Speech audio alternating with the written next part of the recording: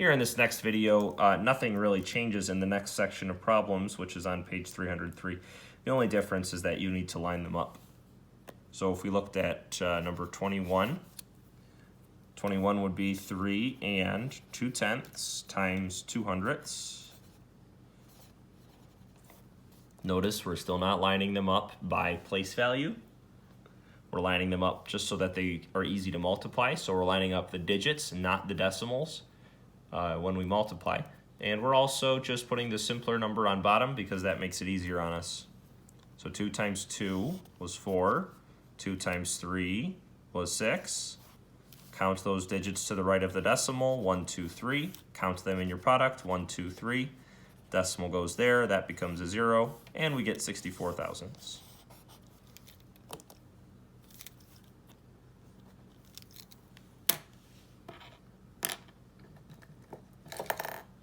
Well, let's see if this one will work. There we go. Oh, well, okay. 23 was 5 and 2/10 times 1/100. Okay, so we already know 1 times 5, it's basically 52, right? 1 times 5/2 is going to be 5/2. Count those digits to the right of the decimal, 1, 2, 3. Count them in your product, 1, 2, 3. Fill in this spot with a 0, decimal goes there. So nothing is changing here. This is the same thing as you've already done. Let's just go to 29.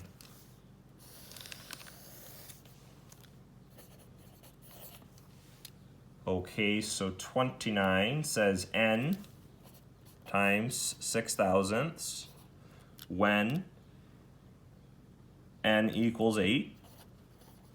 So rewrite this like this.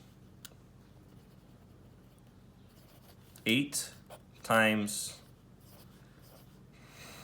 6 thousandths. Simply multiply, so 29. Simply multiply, 8 times 6 is, every pencil I have is dying on me. 8 times 6 is 48. Count those digits to the right, 1, 2, 3, 4. Ooh, I'm out of room here. I need 1, 2, 3, 4 digits to the right of the decimal. So let's see. Let's try it here. We got 1, 2, 3, 4. I fit it. Very good. Put the decimal there. Fill in these spots with zeros. My answer is 40. Oh, guys, I'm so sorry. That's not 8/10. Wow, this is really not Mr. Sudi's best outing. That was 8, not 8/10. So that would be only 1, 2, 3 digits to the right of the decimal. Because the 8 was not to the right of the decimal, so that would make our answer 1, 2, 3. Okay, so that's 48 thousandths. All right, sorry about that. Again, 31 is 3/10 times n. 3/10 times n when n equals 7/100. So we write down 3/10 times 7/100. And now we multiply our digits. 7 times 3 is 21. We count those to the right. 1, 2, 3. Count them in your product. 1, 2, 3. Decimal goes there. We put a 0 down. 21 thousandths is our answer for number 31. The last bit for us to work on, I'm going to do on the next page. It says compute, use the order of operations. So just remember the order of operations are please, excuse. Those go in the order you see them. And then my dear, so multiplication or division, they come next in the order that you see them. Aunt Sarah. That's right, her name is Sarah, not Sally. Okay, so 33 gives us 35/100 times, parentheses, 3 minus 5/10. Okay, so we have to do this first because it's in parentheses. So we have to line them up by decimal. This is a subtraction problem. This is just from last chapter. So 3 minus 5/10. Subtracting, you do need to line them up by decimal. Remember, the decimal for the 3 is right after the ones place. And then we have a 0 here in the tenths place.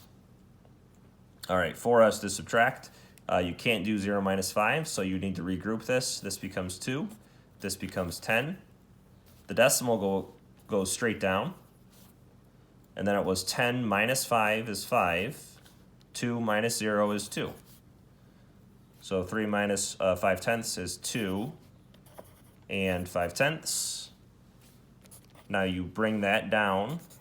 You solve that, bring the multiplication down, and you bring down 35/100. And now you solve this.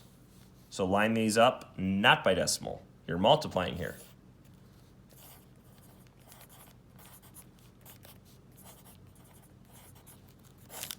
And so here we're just going to do kind of what we worked on yesterday. So 5 times 5 is 25. 5 times 3 is 15 plus 2 is 17. Now we cross off that. Now we do the partial product for the tens place, put an x in the ones place. It's not really the tens place, but we're treating it like it is. 2 times 5 is 10, carry the 1. 2 times 3 is 6, plus 1 is 7. Add together. So we get 5 plus x is 5. 7 plus 0 is 7. 1 plus 7 is 8. 875. Count those places to the right of the decimal. 1, 2, 3. 1, 2, 3. Put the decimal there. Your answer is 875 thousandths for 33.